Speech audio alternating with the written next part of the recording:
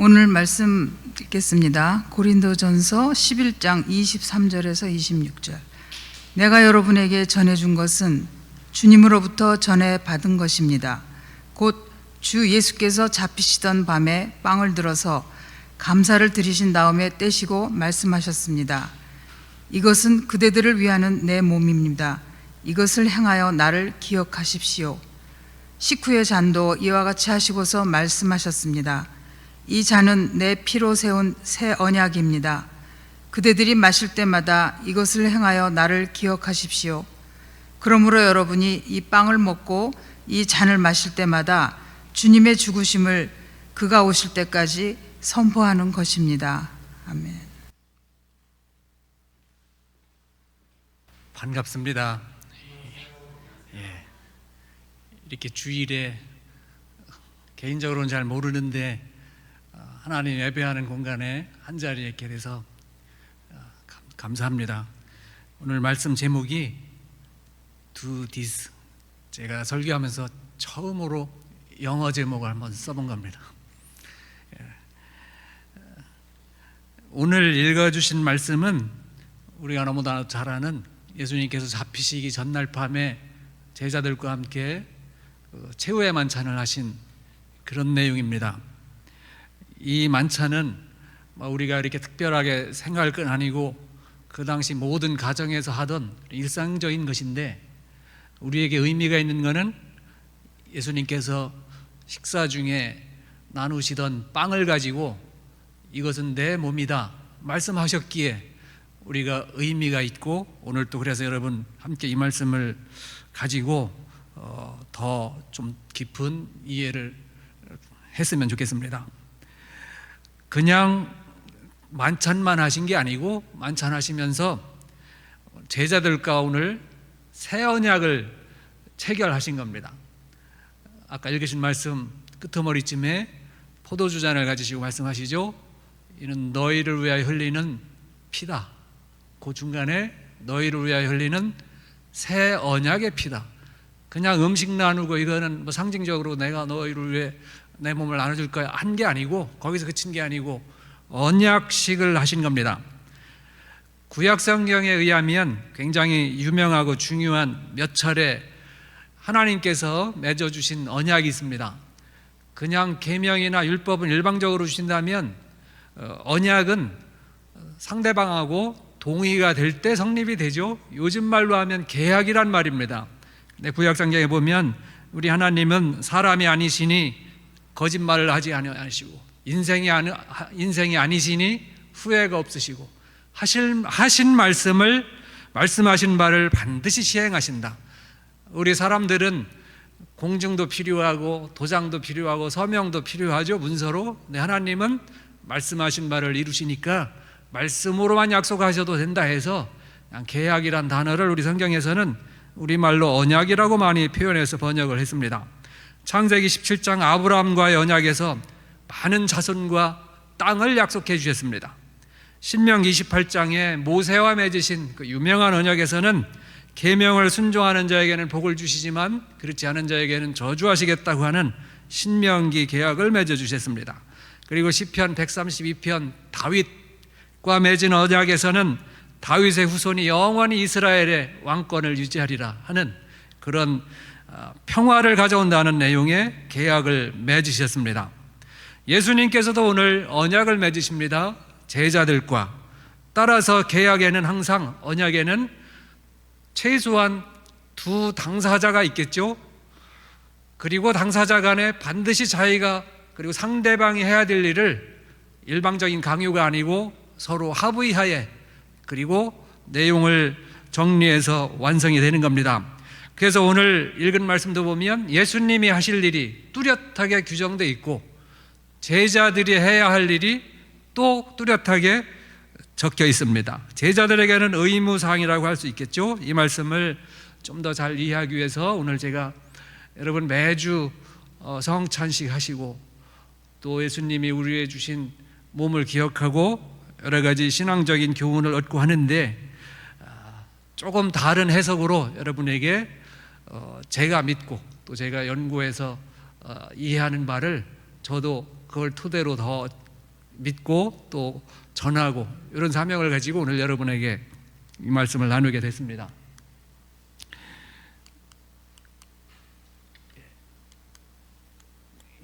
감사합니다.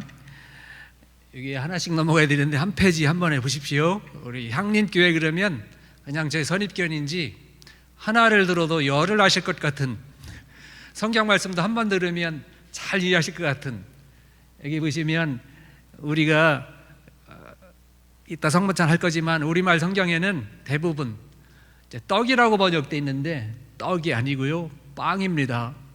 그리고 빵인데 여기 보면 이따가, 그리고 여러분 늘 시행하시는 성만찬 빵이 맛있고 부드럽잖아요.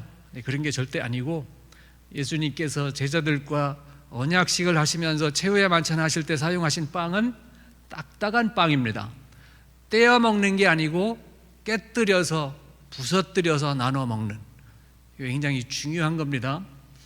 여기 보시면 이거는 최근에 제가 인터넷에서 이렇게 여기저기 찾은 건데, 예수님 당시에 이렇게 세련된 걸 먹었을 리 없고 제일 오른쪽에 있는 게 가깝지 않을까. 그 당시에 누룩 없이 밀가루 반죽해서 부풀리지 않고 다른 거 넣지 않고 불에 구운, 상상해 보십시오.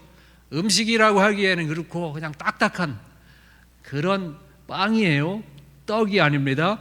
떡이란 말은 우리 성경이 그 당시 중국말을 많이 참조한 그런 흔적 같습니다. 중국말 병 있죠? 오병리 할 때도 5개 떡, 5개 떡이 아니고 우리 성경에서는 5개 빵인데, 중국말 아마 영향을 받은 건지 빵을 떡으로 이렇게 번역해서, 원래 성경에 오늘 제가 여러분과 함께 성경 말씀 깊이 이해하기 원하는 그 중에 첫 번째는 예수님께서 드시고 감사기도 하신 그거는 떡이 아니고 빵이다. 그 다음에 빵을 나누어 주신다 그러죠. 어떻게 나눠 주십니까? 하나인데 우리 옛날 많이 읽던 성경에는 떼어 나눠 주셨다 그러는데 그게 아니고요. 이렇게 떼면 떼지는 게 아니고 깨뜨려야, 부서뜨려야 조각이 나고 그거를 깨뜨려서 먹는 것이에요. 그리고 하나 더, 그리고 빵을 쪼개서 나눠 주시면서 예수님 말씀하십니다. 너희도 이것을 행하라.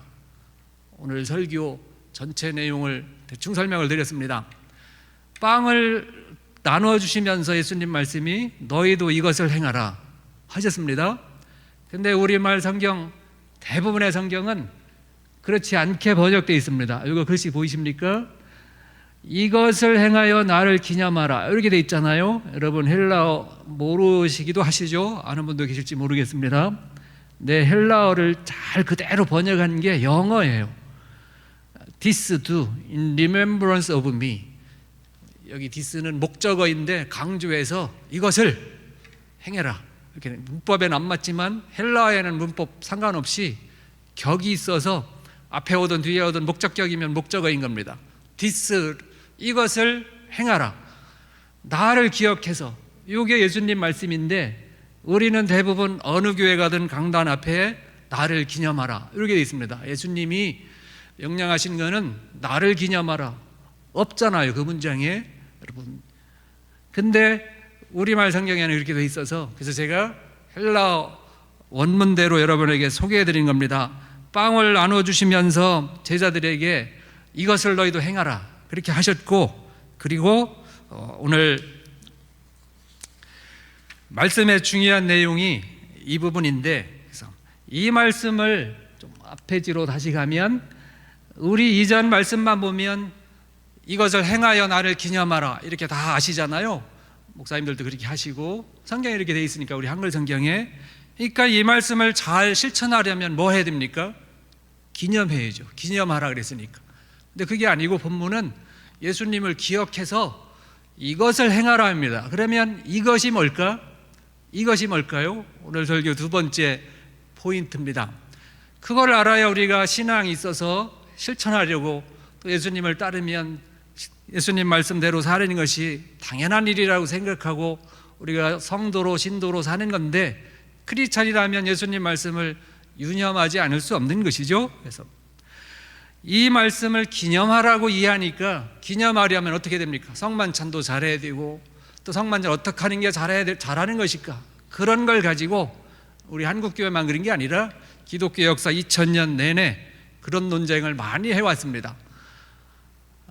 그래서 이 예수님 말씀이 이 빵을 나눌 때 진짜 살이냐, 예수님 살을 먹는 거냐, 그건 아닌 것 같고, 빵을 먹을 때 예수님 살이 되는 거냐 들어보셨죠? 화채설 뭐 이런 거 한자로, 그래서 상징설, 기념설 다 들어보셨죠? 그런 거 가지고 어느 주장이 옳은지, 어느 주장을 따르는 교단이 옳은지, 그런 거 가지고 긴 세월 논쟁하고 투쟁하고 해왔습니다.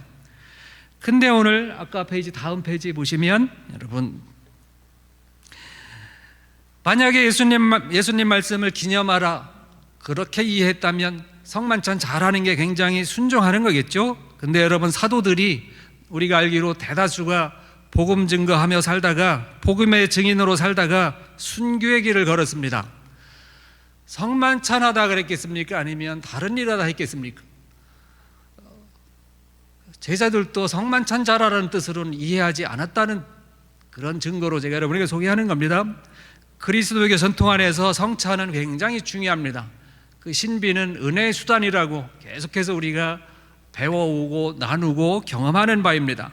성찬을 통해서 그리스도의 깊은 신비를 경험하고 또 그 은혜의 말씀을 따라서 우리가 더 힘을 얻어서 세상에서 크리스찬으로 능력 있게 살아야 될 것인데, 여러분, 그래서 성찬의 중요성은 아무리 강조해도 지나치지 않은 것이죠. 그러나 아쉽게도 예수님 말씀을 기념하라는 명령으로 해석한 후대 교회는 말씀드린 것처럼 우리가 나누는 빵이 예수님 진짜 살인지, 아니면 빵을 먹으면 예수님의 살로 바뀌는 건지, 그게 한자로 화채설, 쥐의 살이 되냐, 그러면 그게 우세하던 논리로 작용할 때는 다른 설 주장하는 사람은 없겠죠. 제거되고. 그러나 그러면 거기서 끝이 아닙니다. 또 논쟁이 일어납니다. 언제 살로 바뀔까? 사제가 빵을 떼어줄 때 바뀔까? 입에 넣어줄 때 바뀔까? 아니면 빵이 소화될 때 예수님 살이 될까? 여러분, 웃기잖아요. 그냥 논리적으로 상식적으로 생각하면. 근데 그게 굉장히 심각한 논란거리였습니다. 그게 다 이유가 있다고 생각합니다. 저는 예수님 말씀 중에 오늘 제목처럼 do this, 이것을 너도 행하라, 이런 말씀은 신약성경에 여기 말고도 2번 더 나오죠. 여러분 아주 잘 아시는, 어디겠습니까? 누가복음에 나오는 선한 사마리아 사람 비유. 향린교회도 좋은 이웃 교회인데 예수님 서기관 여기는 없습니다. 예수님께서 질문하는 율법사와 대화하시다가 비유를 말씀하신 후에 결론이 뭡니까? 너도 가서 이와 같이 하라 입니다. Do this as I told you. 그러니까 그대로 하라는 것인데, 이 말씀을 어떻게 이해해야 됩니까?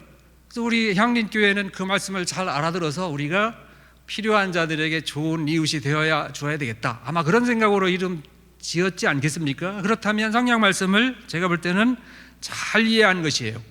이거를 잘못 이해하면 예수님이 뭐 구조대를 창설하라든지 뭐 발대식을 하라든지 그렇게 이해하는 사람 없죠.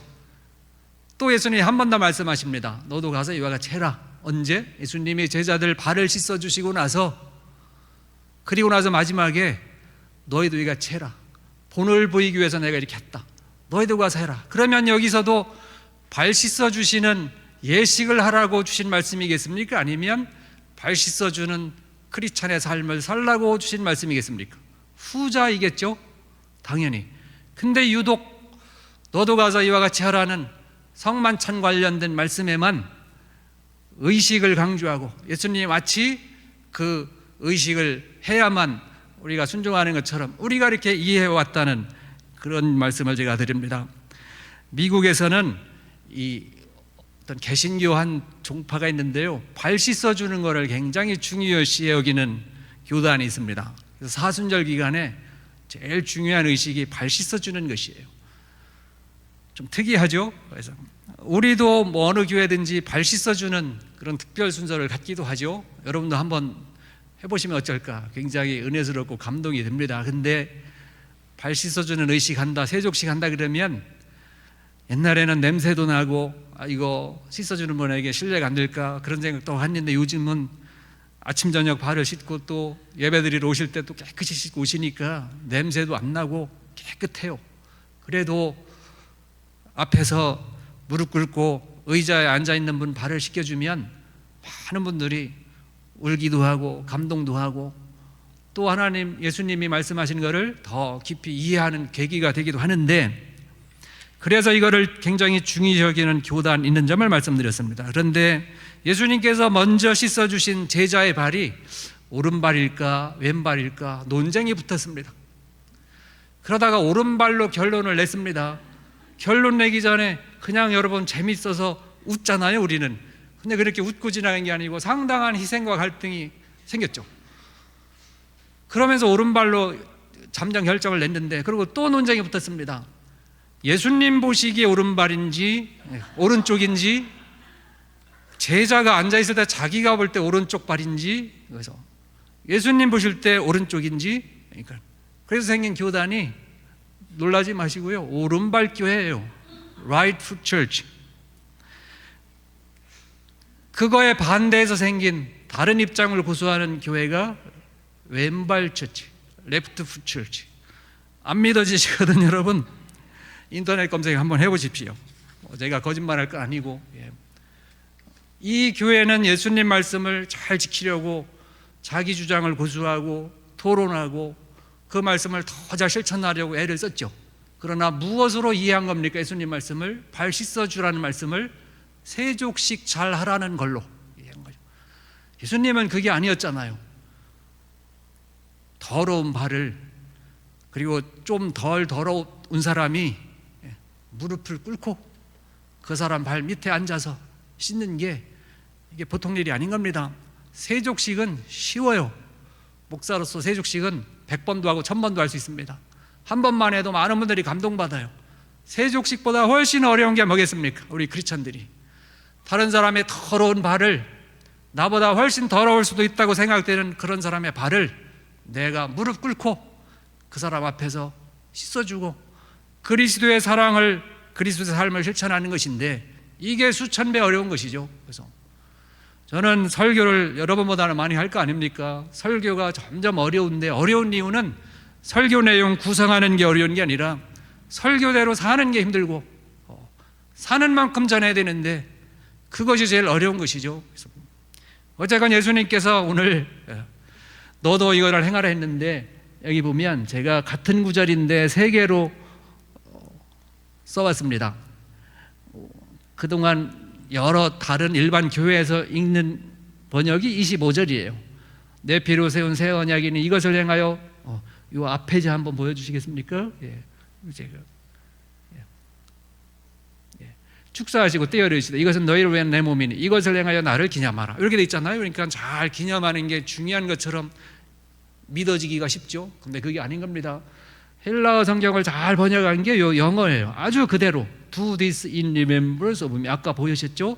근데 우리말 번역 중에 요즘은 번역들이 많이 나오는데, 오늘 권사님이신가요? 읽어주신 번역도 최근에 나온 번역이죠. 옛날 문체가 아니고 구어체로, 그리고 존대어도 쓰고 해서 좋은데 완벽하진 않아요, 제가 볼 때. 그래서 제가 이거 써왔습니다. 한번 읽어보시겠습니까? 가운데 거, 감사 기도를 드리신 다음 빵을 떼시고 이렇게 말씀하셨어요. 여기까지는 똑같았죠?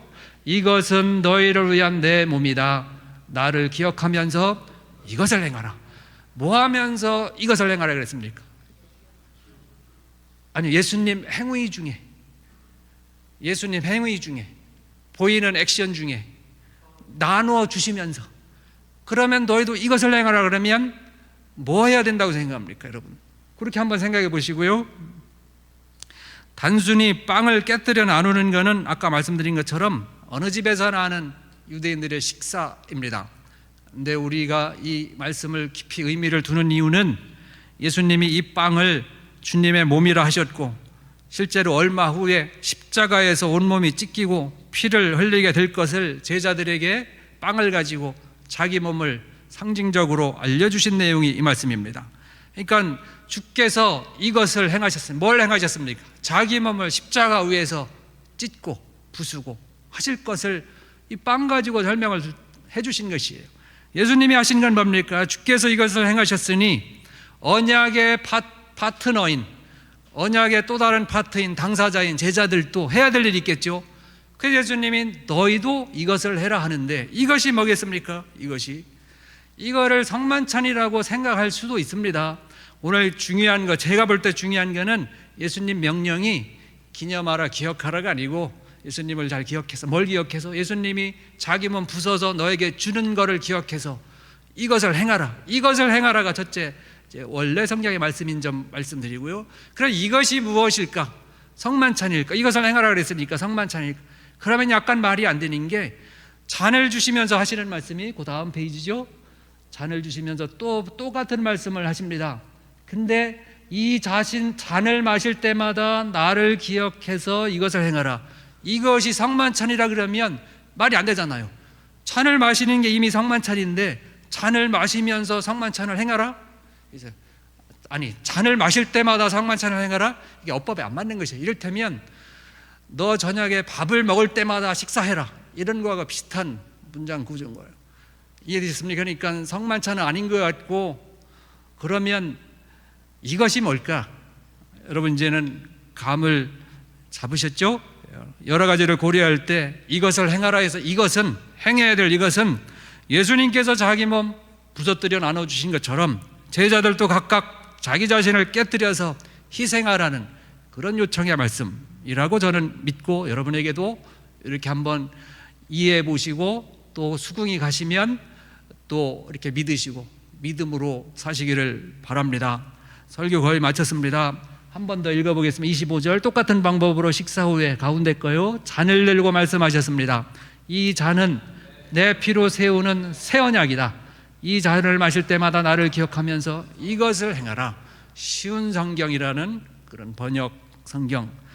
제가 요즘에 새로 교회 나오는 청년이 있다면 요 성경 사줘라 그러고 제가 많이 권장하는 그 새로운 번역의 성경입니다. 포도주 잔에 대해서 예수님 똑같이 말씀하시죠. 나를 기념하여 마실 때마다 너도 이를 행하라.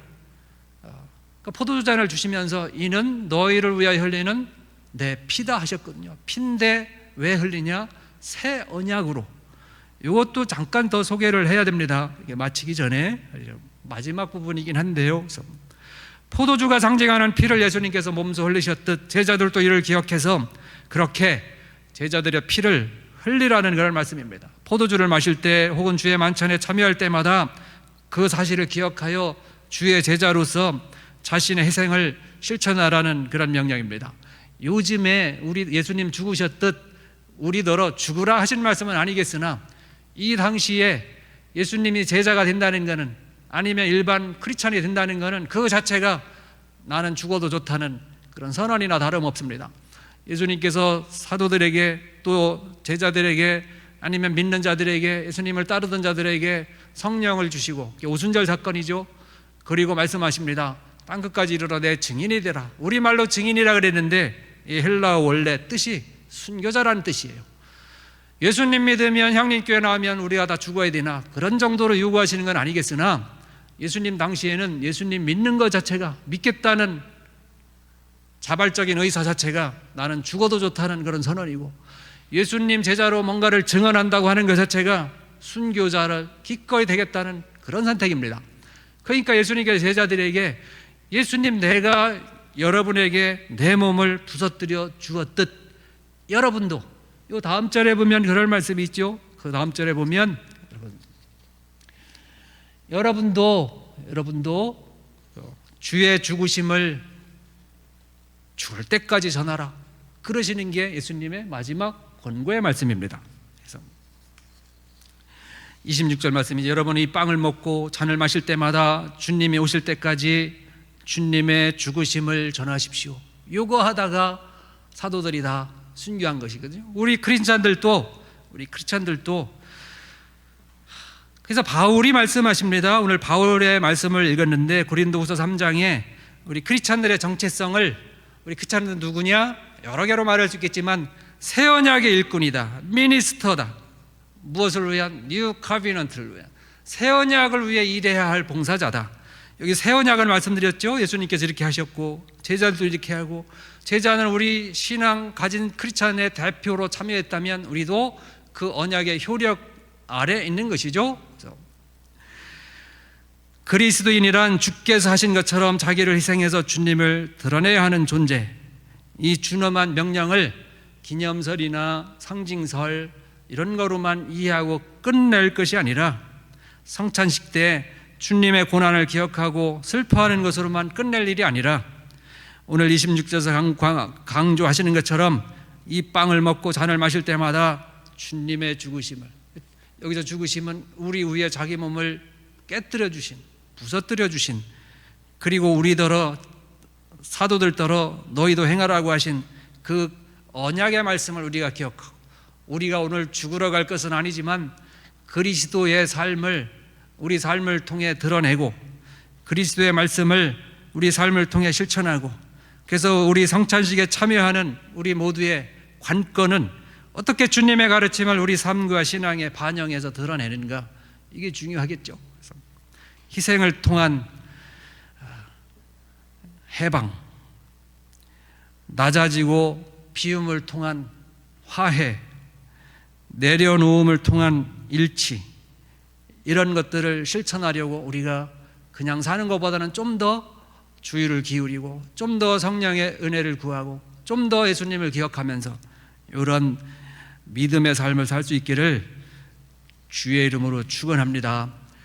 제가 미리 약속한 건 아닌데 요 다음 우리 찬송가 중에, 성경 중에 우리 헬라어 있는 대로 번역한 번역이 드물다 그랬죠. 여기 넘겨주시면, 이게 제 거로 잘 안 넘어가서요. 그래서 여기도 넘겨주시고, 이런 과거 신학 논쟁들이 있었습니다. 근데 저는 그런 게 아니고 예수님이 우리더러 희생하라고, 이 중에 다른 거 다 빼고요.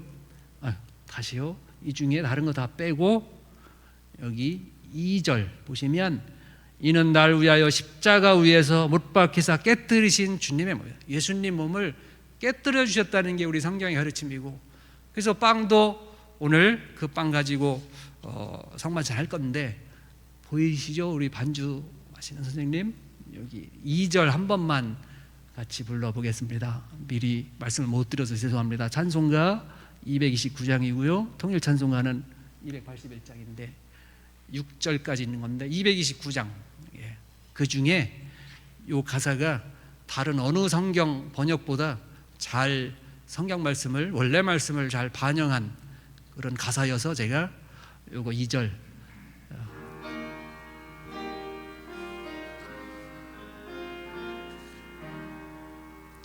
이는 날 위하여 십자가